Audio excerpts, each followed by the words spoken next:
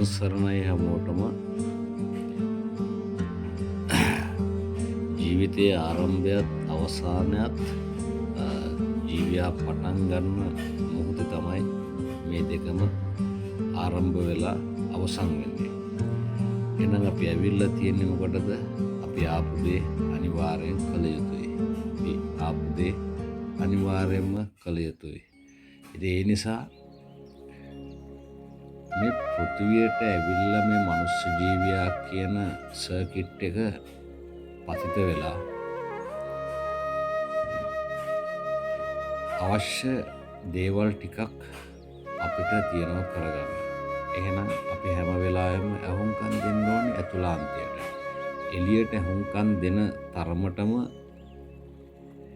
ඔබට වෙන්නේ එළියෙන් සම්බන්ධ වෙන දේත් එක්කන් ඔබ සම්බන්ධ වෙනවා.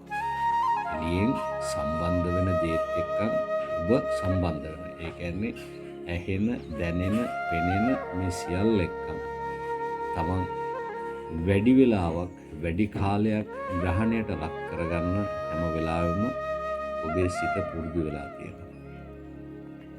ඔබේ සිත පුරුදු වෙලා තියෙනවා. එහෙනම් අපි කල යුත්තේ මොකද්ද? අපි එයාට ඕන විදියට නෙමෙයි, තමන්ට ඕන විදියට වැඩ කරන්න. ඒ කියන්නේ භාග්‍යවතුන් වහන්සේ කියලා දුන්නේ නිතරම තමන් දෙස බලන්න. තමන් එළියට හරවාගෙන තියෙන මේ කණ්ණාඩිය තමා දෙසට හරවන්න. ඇතුළ හරිනම් එළියත් හරිම තමයි. ඇතුළ වැරදි නම් එළියත් වැරදිම තමයි. එහෙනම් අපි කල යුත්තේ අපි හැම වෙලාවකදීම ඇතුළාන්තයට අහුම්කම් දෙන්න. හරි දේ හරි විදියට කළ යුතුයි. සියල්ල තුල නිහඬව බලා සිටින්න. එවිට ඔබට යමක් තේරෙන්න ගනී. තමා තුළින් තමා බුදුන් දකින්න කියන්නේ අය ලස්සන කන්සෙප්ට් එකක්.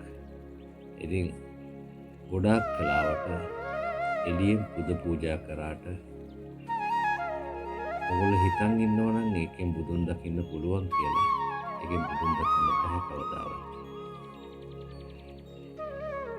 ඇතුළ හරිනම් එළියත් හරි වෙන්න ඕන කියන්නේ.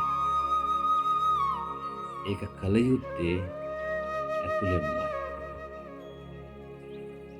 පුද පූජා කල යුතුයි.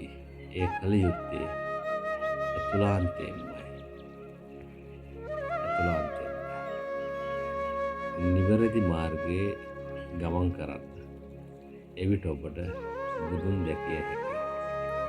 සියල්ල තුළ ඇත්තේ නිහඬවීමක් පමණයි. සියල්ල තුළ ඇත්තේ මායාවක් පමණයි. මායාව ඔබ දැක්කා කල, මායාව ඔබට අවබෝධ වූ කල ඔබට බුදුන් මුණ ගැසෙන්න ඇත. සියලු දෙනාට දවස් සාරයි.